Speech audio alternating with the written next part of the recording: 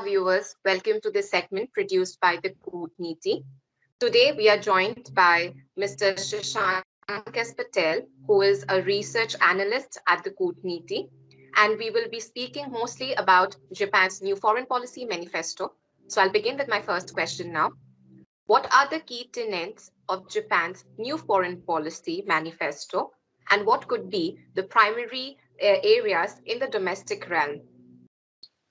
Arijita, the foreign policy speech by Foreign Minister Hayashi last week in the 208th session of Diet established one thing, that adaptability took the center stage in Japanese foreign policy. And it was signaled in their defense paper 2 in 2021, in which the offensive realism is adopted as the principal driver for the futuristic policy. And they are balancing the complex power struggle among the international community for security of region surrounding Japan. FM Hayashi is opening the new frontier in Japanese policy, diplomacy with three determinants of epoch-making changes. First one, the determination of fully, defend the universal values. The second one is the determination to fully safeguard the peace and stability of the Japan. And third one, the determination to contribute to the humankind and take on a leadership role in the international community. Now I'm coming to the second part of your question on the domestic realm. Foreign Minister Hayashi pushed again, the security domain by fostering the further Japan-US alliance as the cornerstone of peace and prosperity in the Indo-Pacific region. And it is the type of reassurance, we can say that, which we already heard a decade ago by the PM Abe. Under PM Kishida's administration, the deterrence and response capabilities is strategically shifted over the shoulders of the USA as they fixed in 2+2 Security Consultative Committee earlier also. And Hayashi outlined the other benefits also in the domestic realm, like the deeper cooperation in in combating the COVID situations in Japan, securing the Indo-Pacific region, mitigation of the impact on the local community, etc. Moving on to my second question, since foreign policy is generally adopted for a very long time, and in the recent and the crucial decade, we see that there is a rise of India and China, with maybe a decline of the US. So, how do you Hmm. think Japan is going to balance this dynamic geopolitics? Arijita, I see this thing in a different way. Rise of India and China in Asia doesn't mean that US is losing its edge in the region. This is a very thin line one must understand in the geopolitics, that if US is weakening in trade and commerce and facing the new challenges from the China around the globe, it gives them the another opportunity to calibrate their security and trade empire to eliminate the loopholes. And we can see the evidences of it. I'm giving you some examples of it. The first one is enhancing from TPP to Quad. See, in the TPP, you just have the economic arrangements. In the Quad, you are actually enhancing the one step, from the last step. So it is the enhancement in their strategy, the strengthening of the NATO alliance. Earlier, from the last 2 decades, the NATO is not that much active, but now NATO is again on the same page, broadening the sphere of the FOIP, the free and open Indo-Pacific vision. It was not active 4 years earlier, till date, and it is now everywhere.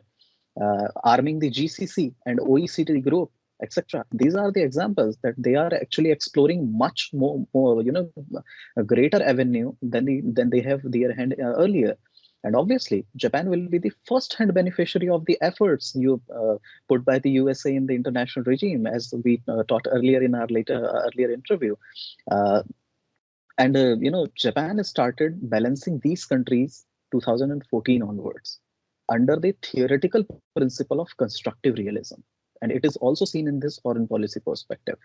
They needed the fine balance, between the democracy and autocracy, or I can say in the other word, interest-based order and aggressive trader. And they are continuously focusing towards the normalization in the mind. And this revamped foreign policy actually looks inward by targeting the outward. In other words, I would say implementation of Japan's regional diplomacy is based on trust they cultivated through diplomatic channels in trade, commerce, defense, and export oriented domains. Japan categorically assisting the US and China, which is in need, and considering the regional order in fragmented yet global governance is heavily contested over there. Let me move on to Japan's neighbor, which is the two Hmm. Koreas. So, do you think there Yeah, is anything for these two Koreas, especially North, which has been testing on a series of missiles since the start of 2022? right. Oh, yes.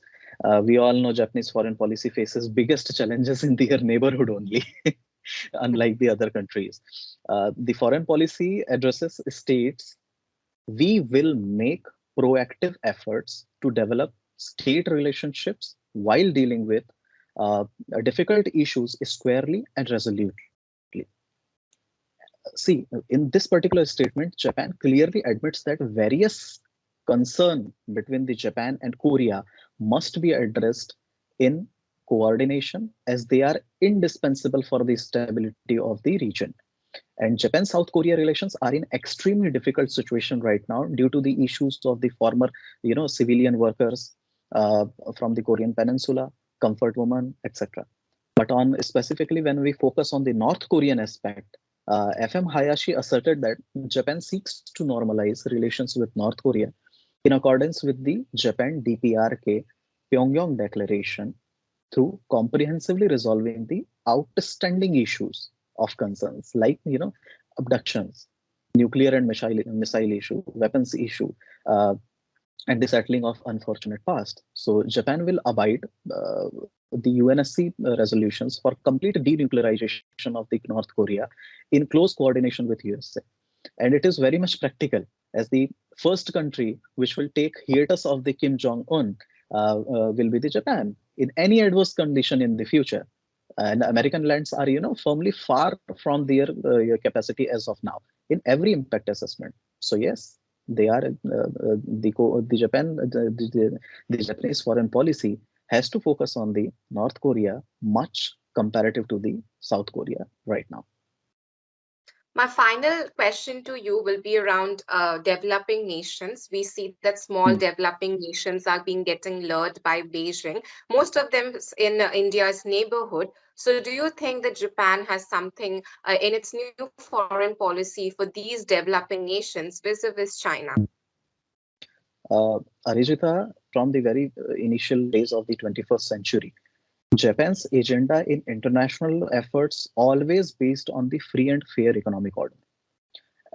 As economic security is one of the top priority issues for the Kishida cabinet, Ministry of Foreign Affairs too will make the proactive contributions in this respect, including the strengthening the collaboration with the like-minded allies and partners, and developing the rules that addresses new challenges while taking into account the viewpoints of the international law.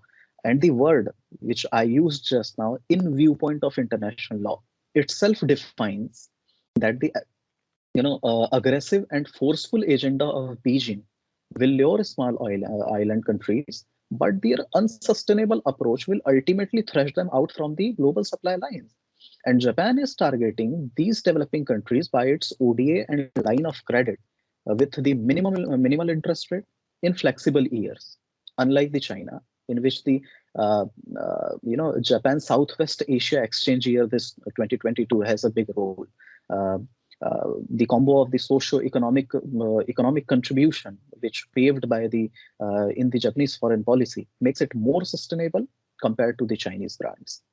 And practically speaking, yes, the small countries are in very much focus of the Japanese assistance, as many of them are located up into the key trade and commerce chains at various choke points. So, without naming any country, I would say India and Japan both are working in sync to corner the malpractice of the Chinese traders, backed by the state itself, for the co-development and neutralizing the adversary in coming future of neighborhoods. So that's how I think about it. Shashank, thank you so much for joining us and providing us with a very insightful conversation on the new foreign policy which has been released by Japan. And to our viewers, don't forget to follow the Kootneeti for more updates on international relations and diplomacy. Thank you, Arijita.